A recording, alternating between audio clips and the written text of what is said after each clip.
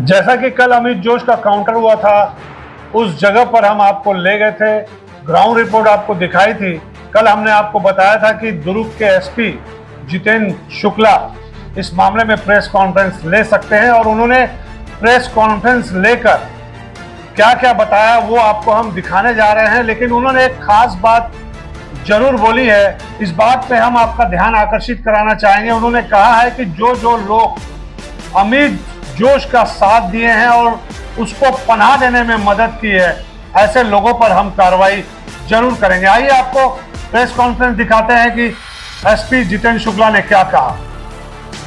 की घटना के बारे में आप सबने देखा ही है, और जो अपराधी था अमित जोश, जो काफ़ी कुख्यात और इनामी अपराधी था, जिसका शौक या सगल बोल सकते हैं कि अपराध करना उसका शौक या सगल था। लोगों को डराना, लोगों को डराने के लिए किसी भी हद तक जाना, बंदूक टिका के लूट कर लेना,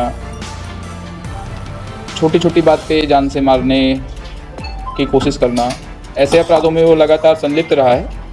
और इसीलिए उसके अपराधों की जो फहरिस्त थी वो 36 अपराध तक पहुंच गई थी, जो 2006 से शुरू करके 2024 तक अभी टोटल उसके खिलाफ 36 अपराध हो चुके थे। ये जो कल हुआ वो 37वां है। ऐसा आरोपी था जिसने जून में, आप सभी जानते हैं, रात्रि में करीब 1:30 बजे के आसपास 2 इनोसेंट लोगों को बहुत छोटी सी बात या बिना वजह बोल दें तो वो भी गलत नहीं है, 2 लोगों को गोली मार दी थी।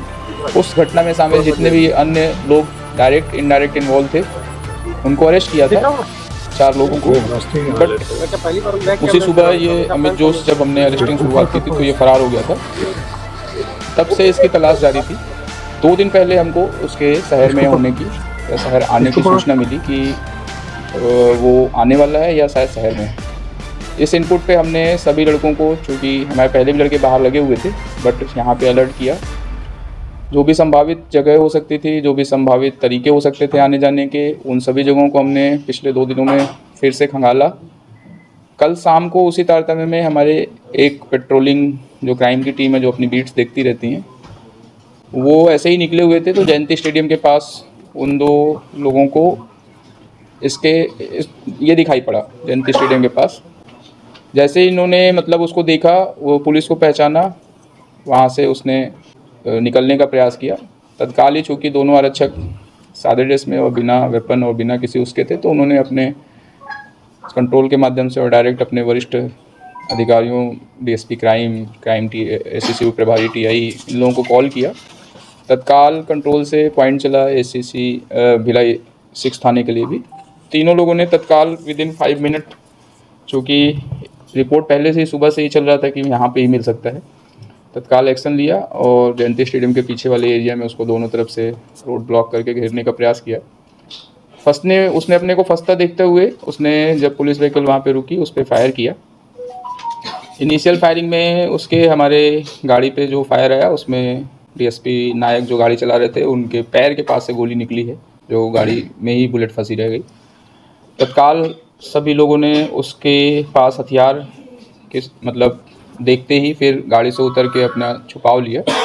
छुपाव लेने के पश्चात उसको सरेंडर करने के बोलने के साथ साथ हमने जवाबी फायर किया, परंतु उसने सरेंडर करने से इनकार करते हुए फायरिंग जारी रखी, जिस पे जवाबी कार्रवाई करते हुए हमने भी पुलिस की तरफ से आत्मरक्षार्थ फायरिंग की। जब फायरिंग बंद हुई और 5-10 मिनट बाद हमने उस पर चेक किया तो वो वहाँ पे मौके पे मृत पाया गया। तो ये पूरी घटना थी। और उसके पश्चात से चूँकि अंधेरा हो गया था, कल सीन ऑफ क्राइम का जो विश्लेषण है, वहाँ से जो सीन ऑफ क्राइम से जो एविडेंस कलेक्शन की प्रक्रिया है, जो सीन ऑफ क्राइम का पूरा परीक्षण होना था, वो आज दिन भर एफएसएल की टीम ने वहाँ पे किया है। वो हमारे पास इनपुट आई थी कि वो मोटरसाइकिल में जयंती स्टेडियम के पास कहीं देखा गया है। वो आज हम लोगों ने सब टीमों से बातचीत किया तो वैसा देखा गया, जो पहली बार जिसने देखा उसको वो वहाँ पे वो पैदल जा रहा था उस पर। अगर अभी टाइम से हो जाएगा तो अंतिम संस्कार आज होगा। उनकी घर वालों की जो मान्यताएं होंगी उसके अकॉर्डिंग करेंगे, नहीं तो कल पीएम हो गया। अभी पीएम चल रहा है। एनएचआरसी की टीम नहीं आती, एनएचआरसी को 24 घंटे के अंदर रिपोर्ट भेजनी होती है।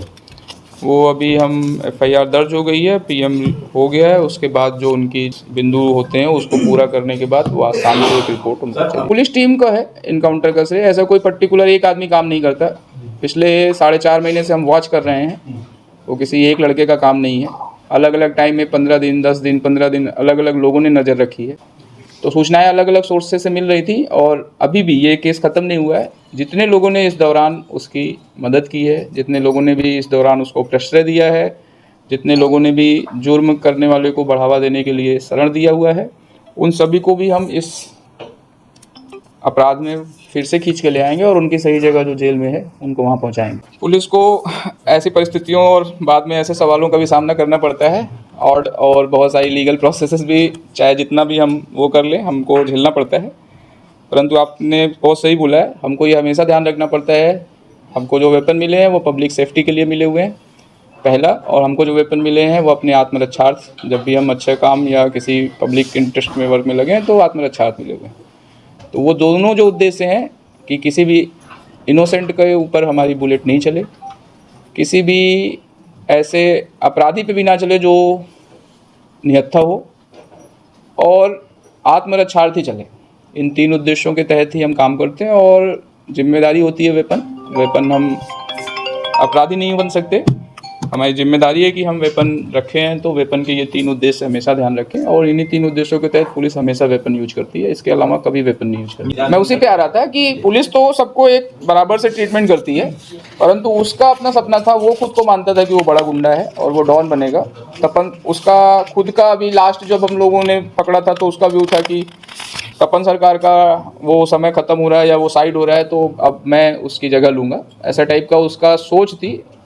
क्राइम को ग्लैमराइज करने का, क्राइम को शौकिया करने का, क्राइम के माध्यम से खुद को स्थापित करने का उसका खुद का प्रयास और टारगेट रहा है, और वो विजिबल था, वो कहीं कोई ऐसा छुपाव नहीं था। वो उसके प्रोफाइल्स में भी दिखेगा, इंस्टा में भी दिखेगा, वो सारी चीज़ें सामने थी। ये वो पुलिस का वाहन था जिस पर अमित जोश ने फायर किया था। जब पुलिस के वाहन पर उसने फायर किया तो पुलिस ने भी उस पर फायरिंग प्रारंभ कर दी थी और अमित जोश मारा गया। SP जितेंद्र शुक्ला ने क्या कहा, सारी बातें आपने सुनी। आप देख रहे हैं भिलाई का सच। हमारा चैनल आप लगातार देखते हैं, पसंद करते हैं तो लाइक, शेयर, सब्सक्राइब करना न भूलें। नमस्कार।